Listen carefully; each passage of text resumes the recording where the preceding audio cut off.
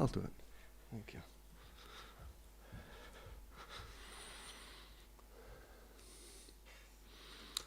Om Namo Bhagavate Vasudevaya.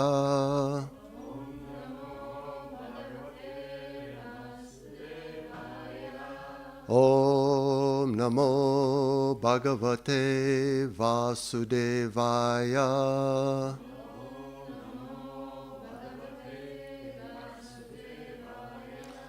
Om Namo Bhagavate Vasudevaya.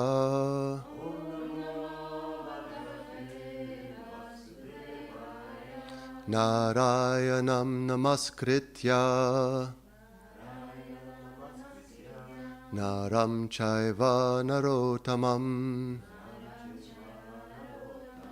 Devim Saraswatim Vyasam Tato Jayam Udirayet. Reading from Srimad Bhagavatam. This is Canto 5, Chapter 14, Text 8, The Forest of Enjoyment. I'll just read the verse. It's prose, so I'll just read it by myself. Ata kadachin nivasapaniya dravinad anekatmaupajivana bivinesha etasyam samsaratavyam etastata paridavati. Word for word. Ata, in this way. Kadachit, sometimes. Nivasa, residence. Paniya, water. Dravina, wealth. Adi, and so on. Aneka, in various items. Atma upajivana, which are considered necessary to maintain body and soul together. Abhinivesha, a person fully absorbed. Etasyam, in this. Samsara atavyam, the material world, which is like a great forest. Ita tata, here and there. Paridavati, runs around. Translation and purport by His Divine Grace, Srila Prabhupada.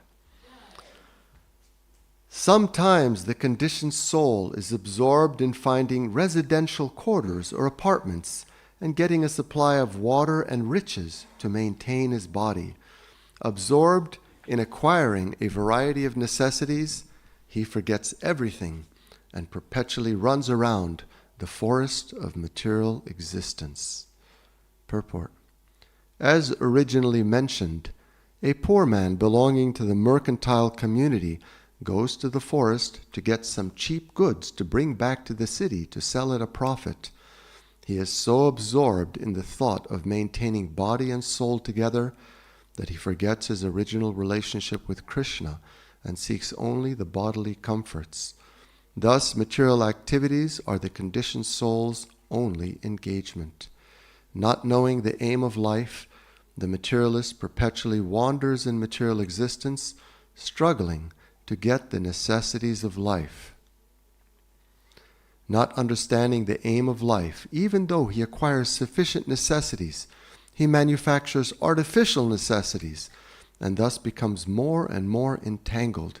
He creates a mental situation whereby he needs greater and greater comforts. The materialist does not know the secret of nature's ways, as confirmed in Bhagavad Gita 3:27. Prakrite kriyamanani gunai karmani sarvashaha ahankara vimudhatma kartaham iti manyate. The bewildered spirit soul, under the influence of the three modes of material nature, thinks himself to be the doer of activities which are in actuality carried out by nature. Due to lusty desire, the living entity creates a certain mental situation whereby he wants to enjoy this material world. He thus becomes entangled, enters different bodies, and suffers in them. Srila Prabhupada Ki Jai. Om Ajnanatimirandasya Gyananjana Shalakaya Chakshurun Militam Yena Tasmai Shri Gurave Namaha. Nama Om Vishnu Padaya Krishna Prestaya Bhutale Srimate Bhaktivedanta Swamin Iti Namine. Namaste Saraswati Deve Gauravani Pracharine Nirvishesha Shunyavadi Paschatya Deshatarine Vancha Kalpa Tarubhyascha Kripa Sindubhya Evacha Patitanam Pavanebhyo Vaishnavebhyo Namo Namaha. Jai Shri Krishna Chaitanya Prabhu Nityananda Shri Advaita Gadadhar Shrivasadi Gaura Bhakta Vrinda. Hare Krishna Krishna Krishna Hare Hare, Hare Rama Rama Rama Hare Hare. So here we're getting, I will switch glasses so I can see everyone. Here we're getting a description of life in the material world and the situation of the conditioned soul. Mamai vangso jiva loke jiva bhuta sanatanaha mana shashtanindriyani prakritistani karshati. Lord Krishna explains what the living entities are, which is pretty important information to have. It's a good starting point to understand what we are. Because unless we understand what we are, how do we know what the next step is? Unless you know, what am I? Once you know what I am, then you can understand, okay, so this is how I can fulfill my interest. So Krishna explains that all the living entities in the material world are his parts and parcels, tiny sparks of spirit, individual spiritual persons. And what are they doing in the material world?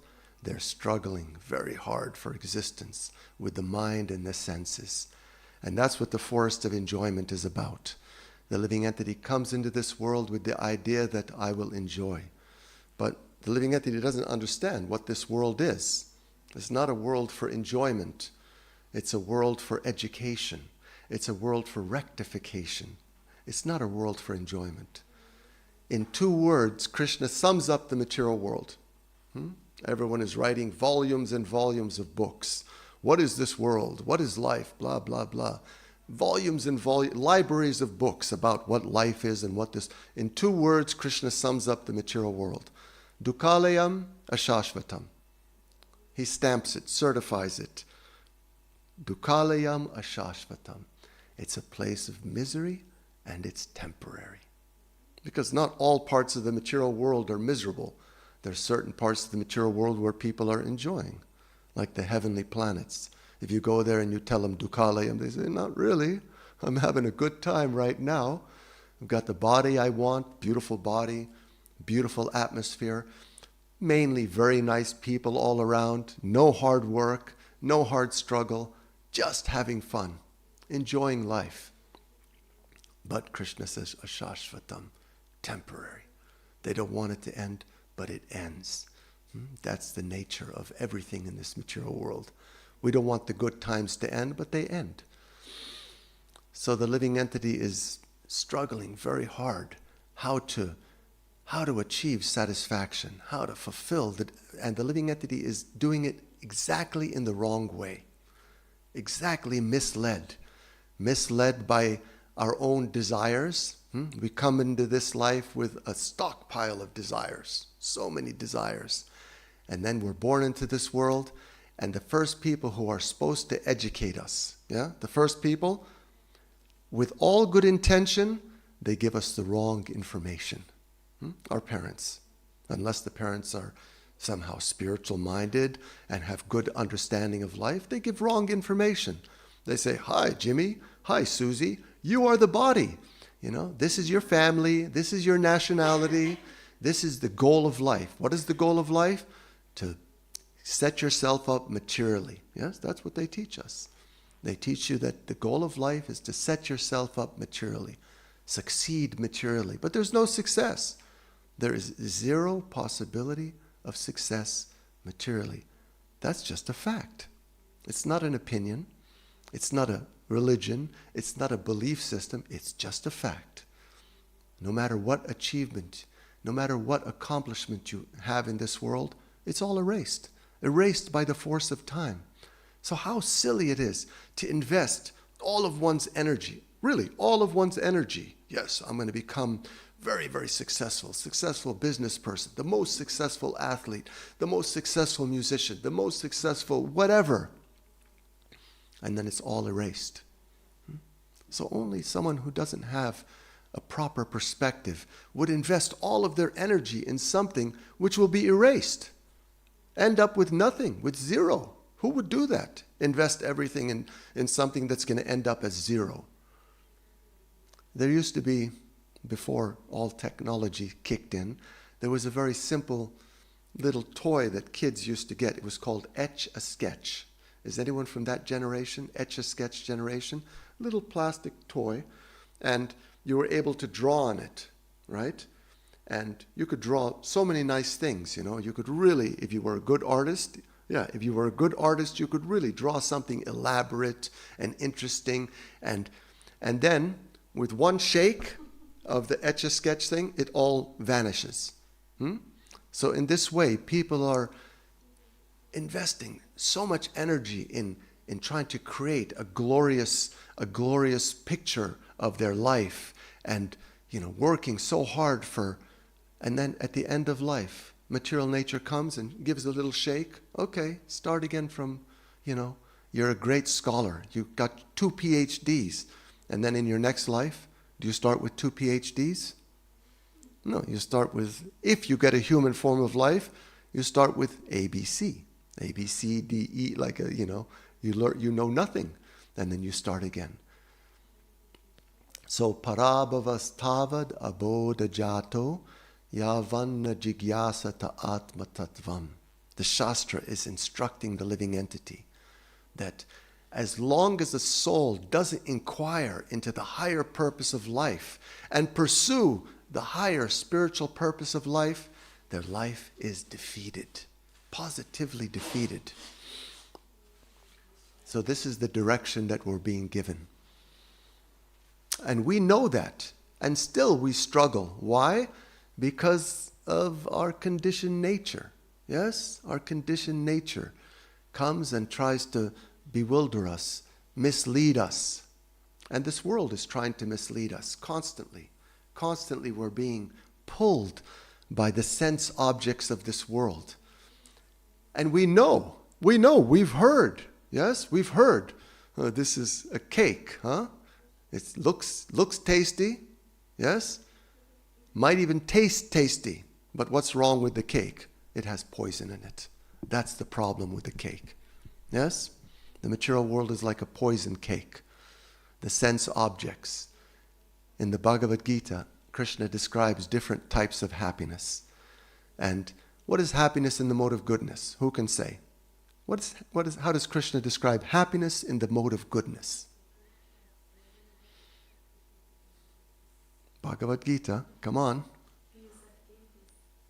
Sorry? Pious activities, they lead to happiness. And Krishna says in the Bhagavad Gita that happiness in the mode of goodness, how does it start? It starts as, one might experience it as what? Bitter. It's like poison in the beginning, yes? Huh? Happiness in the mode of goodness, a little bit bitter in the beginning, a little like poison. Is it poison? It's not poison, but just because the conditioned soul is not accustomed to a life of regulation. Yeah? Therefore, suddenly structuring the life, going to sleep at the right time, waking up at the right time, engaging in sense control. This is like poison in the beginning. But the good news is that it's nectar in the end. The conditioned soul, the soul enjoys nectar in the end. And then happiness in the mode of passion, how does Krishna describe it? Nectar in the beginning. Oh, this is so nice. I'm enjoying my senses. The senses are stimulated. The mind is enjoying the experience. Nectar in the beginning, and in the end, poison. Poison. Because it keeps the soul, even before you die and take your next body, even in this life, there's the consequence. Yes? There's the consequence. Some foolish person is engaging in intoxication and they're enjoying, and then they wake up with all sorts of side effects. Big headache, hangover, lack of health, clouded consciousness, miserable. Combination between people. This person will satisfy my desires. This person is my dream partner, right? Nectar in the beginning, the honeymoon phase. And if it's not a spiritually centered relationship, then very often it ends up with poison in the end, right? The same people who said, I love you, they say, I hate that person, Anyone else but this person I'm happy to spend time with. But sometimes there's such good chemistry. No Krishna consciousness, but there's just good chemistry between two souls. Yeah? Based on the modes of nature. This is they say, my soulmate. Yeah, right, soulmate, whatever. The only soulmate is between the soul and Krishna. That's our soulmate. And once that soulmate is established, once that eternal relationship is established, then the relationship with every other living entity is properly based. It's Krishna-centered. But this is my soulmate. And it feels like it. It's like such good chemistry. It's such a pleasing relationship. There's practically no fighting, right? We were made for each other. But then time comes, and time says sorry. Time doesn't say sorry. Time just says, okay, time up, Here I am. Time I am, the great destroyer of the worlds. What to speak of that little relationship? So John Lennon approached Prabhupada and said, he understood Prabhupada is a powerful personality. He said, can you please arrange that me and my wife will be, connected in the next life? And Prabhupada said, that is not possible. Prabhupada just dismissed it. In other words, you haven't understood. You haven't understood what I'm teaching, what the teaching of the Shastra is. So it ends up in heartbreak because one person dies before the other person, yeah? Paul McCartney from the Beatles, he and his wife, from the time they met, it was like immediately, this is my wife, this is my husband, partners. They never separated except for one day. Their whole time they were married. They were separated for one day because something happened. They liked just to stay together all the time. And then at the age of 50, this was a person who had, hundreds of millions of dollars, full access to the best medical facilities, yeah? Somehow by the law of karma, at the age of 50, his dear wife passed away. And he cried for 1 year. His heart was devastated for 1 year. That's the material world. The soul doesn't want that. The soul wants lasting love, lasting happiness, perfect love. This is what souls are made for. And we're just looking for it absolutely in the wrong place, in the realm of matter. So there's just no possibility. There is no possibility of success on the material platform. So the intelligent person invests their energy in that which is lasting, in that which is eternal. They understand, I'm an eternal soul, and I have a connection with the Supreme Soul. And this life in this world is not our real life. We just become accustomed to it, because that's the nature of the living entity. The living entity becomes accustomed to any condition of life, yes? Any condition of life, the living entity says, okay, this is how my life is. The eternal soul, part and parcel of God. Prabhupada says, more brilliant than the sun. That's us.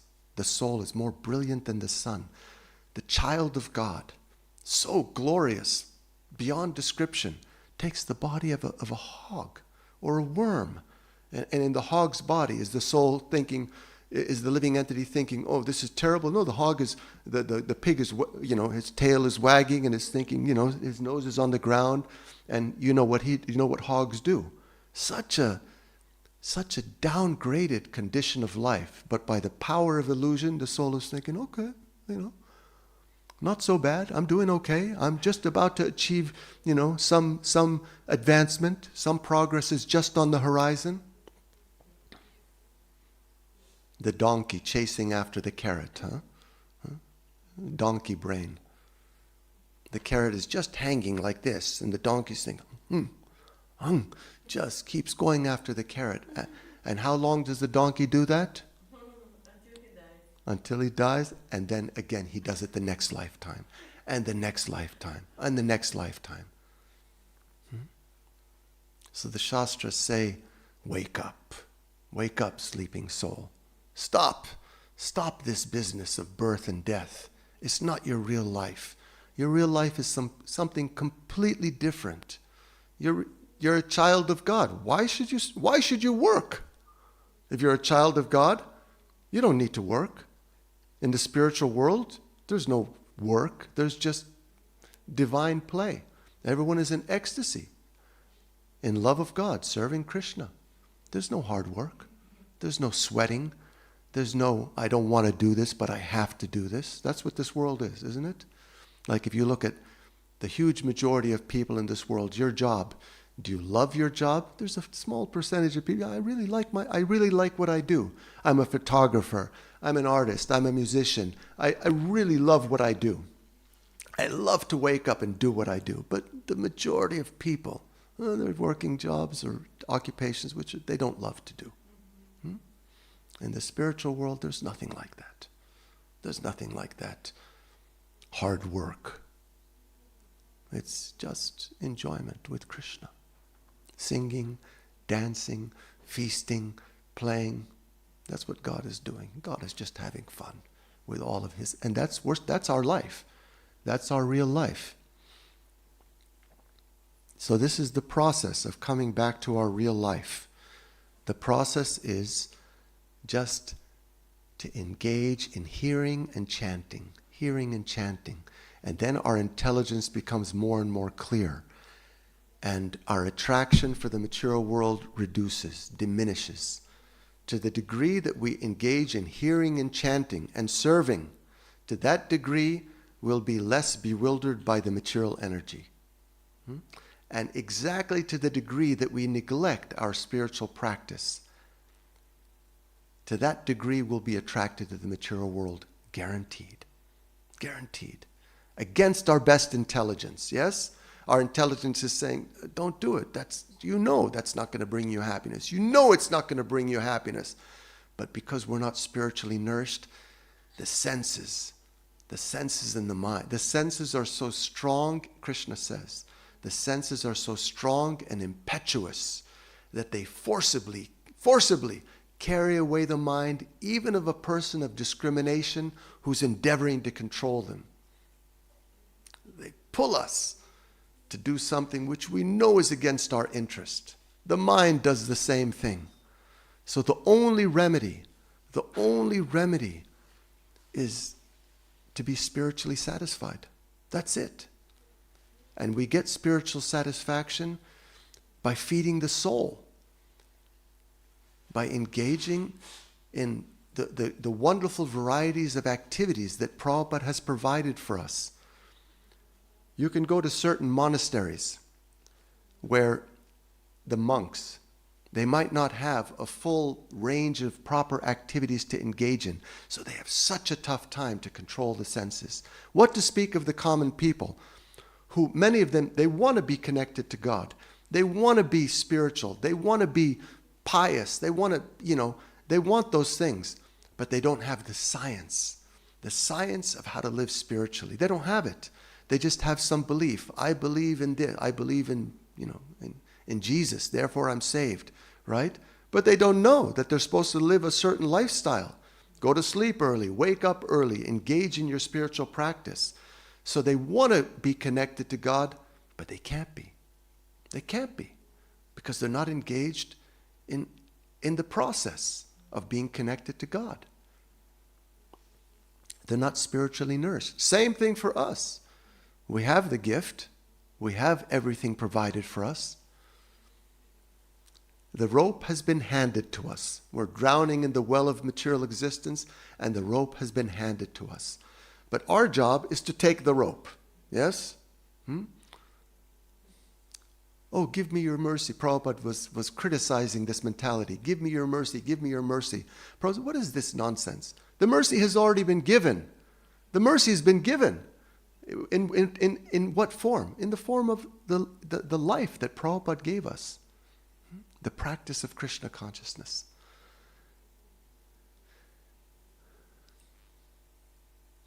Our life is very auspicious. Manushyanam sahasreshu kaschid yatati siddhaye. Yatatam api siddhanam kaschin mam veti tattva. Out of millions of people, someone becomes serious to understand what is life about. Or someone becomes blessed to understand what life is about. It's very rare, very rare. The huge majority of people, what are they doing? They're just running around, running after the mirage. And they don't know it's a mirage. They don't know. They're just running without any proper... And then they hit the age of 50, maybe 55. And they've maybe accomplished a lot of their goals. And they think, something's wrong. Something's wrong. There's a deep sense, a deep existential sense that wasn't it. That wasn't the purpose of life. So they just pretend like they're successful, but internally they know, something's wrong. Something deep is missing.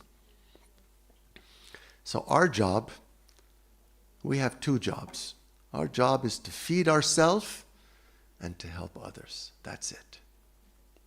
That's the way to get the mercy of Chaitanya Mahaprabhu.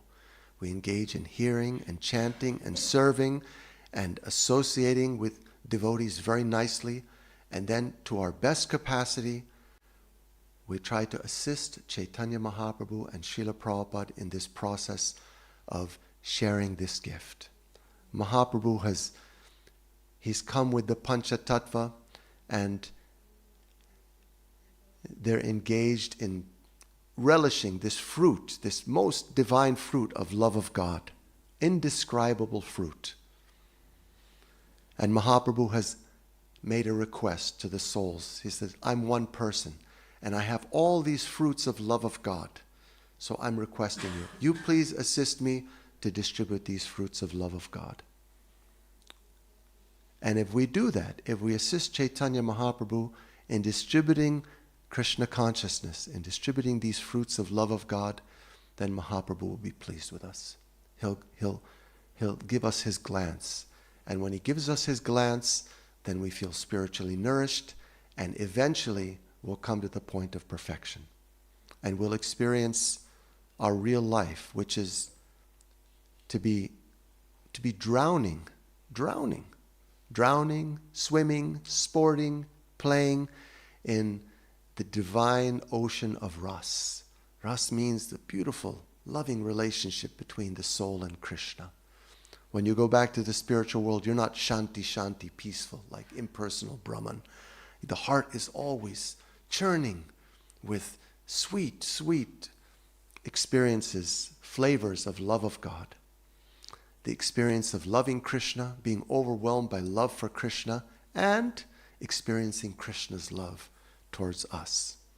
That's what we live for. That's our real life.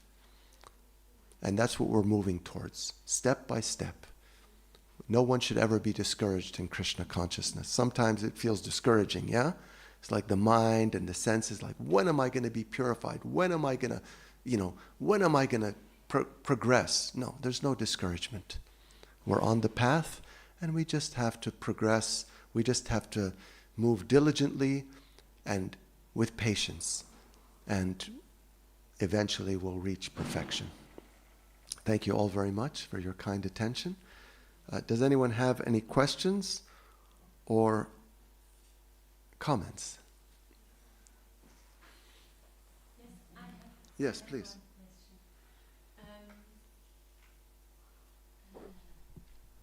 If we have not so much the possibility to have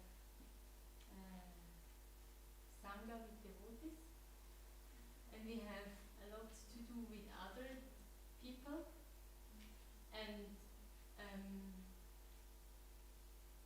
we get somehow, we cannot tell them that we are devotees because they will think about, oh, what you are doing, you are in a sect or something. Sure.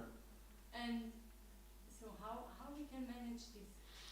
The blessing of technology. Yeah? So many of us find ourselves in a situation, just by the force of living in this material world, that we're not in what would be considered an ideal circumstance. We don't live next to a community of devotees. It's very difficult for us to get face-to-face association, yes? So it's very important that we get online association. Online association means if there's some portion of the day where you have some free time, then you get into maybe a reading group with some other devotees, and it can be one devotee, 2 devotees, 5 devotees, as many devotees as whatever. It doesn't have to be many. And you engage in some reading with that devotee, and that's Sangha. And then also we get Sangha by hearing lectures, by hearing different types of katha, and we can pray to Krishna. My dear Lord Krishna, I desire very strongly the association of your devotees. You please adjust my life in such a way that I can get more of your devotees' association. And Krishna's God. He can do anything he wants. And certainly, if we have such a nice desire, certainly Krishna will help us to fulfill that desire, where we can get more Sangha with devotees.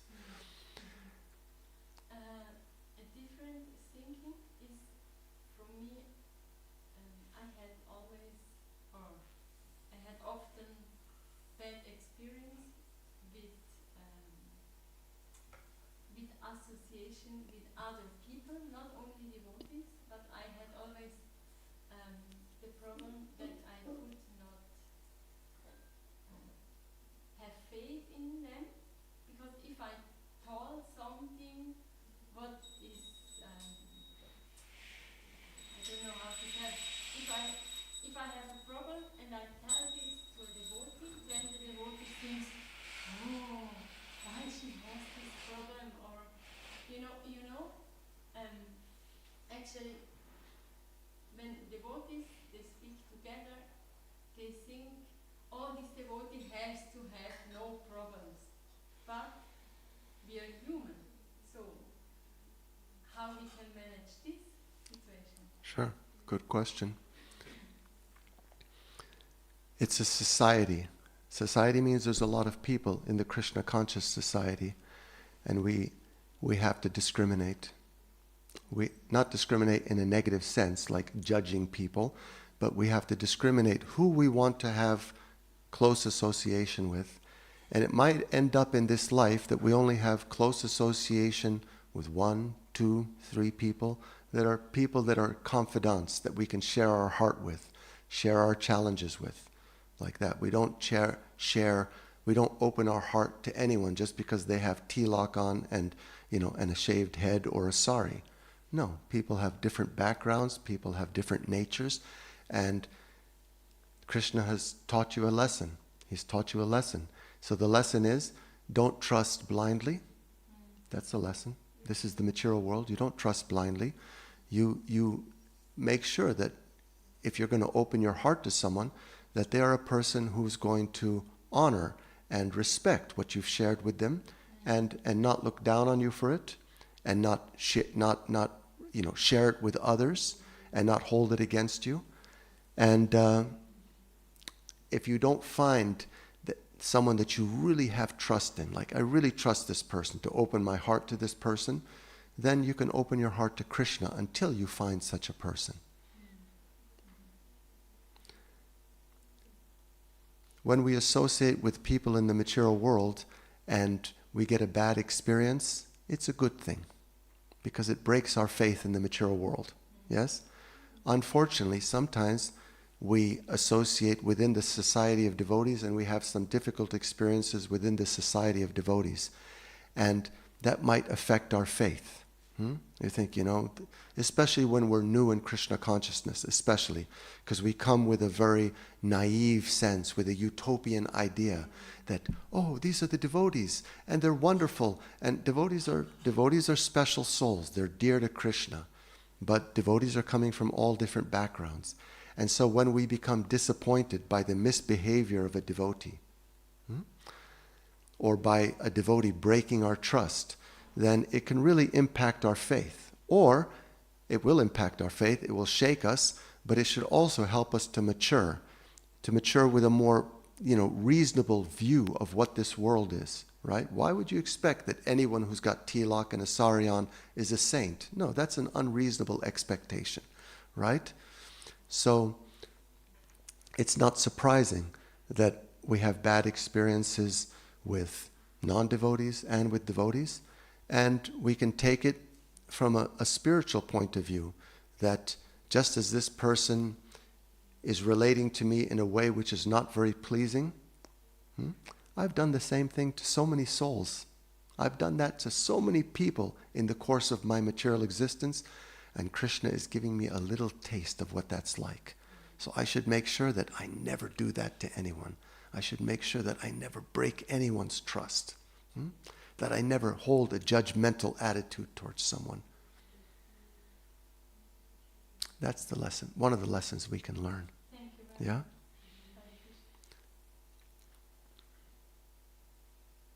Rupa Goswami has recommended that we associate with like-minded devotees. Devotees that have a similar mood to us, a similar inspiration. And other devotees, be respectful towards them. Appreciate that whatever challenges they have, if they're trying to be Krishna conscious, they're very dear to Krishna. Just like a child is trying to walk, stumbling, and some critical person might think, look at this kid, can't walk, It's walking, how easy, can't walk. But the parents don't see it like that. The parents are encouraging the child. The parents are so happy with the effort of the child. In the same way, Krishna is very happy with our effort, with our endeavor. Krishna knows more than anyone our limitations. Krishna understands our weaknesses. And Krishna is unlimitedly patient and unlimitedly encouraging. And Krishna is the ultimate honeybee. Krishna just sees the good in souls. Krishna doesn't pay attention so much to the shortcomings and the bad qualities. Anyone else? Any other questions or comments? Yes, please. Thank you for your good lecture. Thank you. I want to ask, you say as a devotee we should not put too much effort to make material result, but can find some situation in your society. Some devotees are not brahmachari, they still need to take care of themselves, but they, because of lazy or other things, they think Because of, sorry? because of lazy or because they think we need to put more effort on spiritual exercise. They don't have jobs, they don't work hard outside. Is this good? Because we need to spend more time on spiritual is an excuse that we don't put too much effort on outside work, something like that. You answered the question. It's that's being lazy. That's not dharma. That's not dharma. The dharma of a brahmachari at a certain stage of life, someone can be a brahmachari or someone can be a single person solely dedicated to the service of Krishna. And then one should be prepared for the next stage of life, which in 99.99% of the times is married life. And in married life, one has to be dutiful, responsible, which means you have to get up in the morning, practice spiritual life, nourish yourself spiritually, and then put in your honest day's work based on who you are. Don't put in a over-endeavor. Over-endeavor means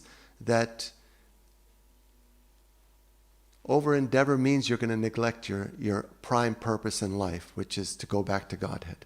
But you put in your honest day's work. And after your honest day's work, whatever comes as a result of your honest day's work, that's your quota. And be content with that.